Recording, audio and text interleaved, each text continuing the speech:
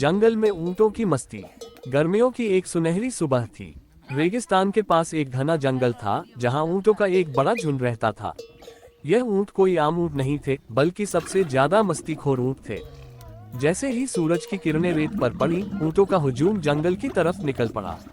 जैसे ही ऊंट जंगल में पहुंचे, वहां मस्ती का माहौल बन गया। सबसे शरारती ऊंट बबलू था। उसने अचानक दौड़ लगानी शुरू कर दी तो बाकी ऊंट भी मस्ती में दौड़ने लगे।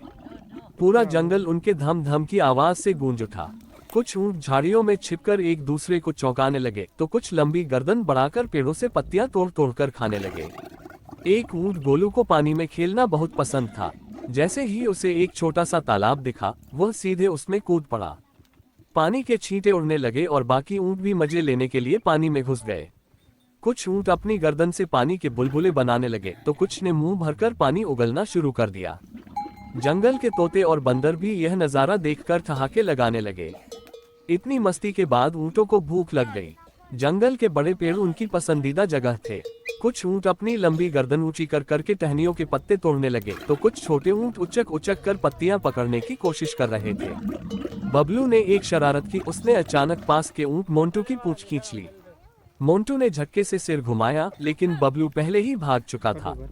फिर क्या था, पूरा झुंड एक दूसरे को हल्के धक्के देकर खेलने लगा। शाम होते ही सभी ऊंट एक बड़ी रेत की पहाड़ी पर बैठ गए। ठंडी हवा चल रही थी और सूरज डूब रहा था।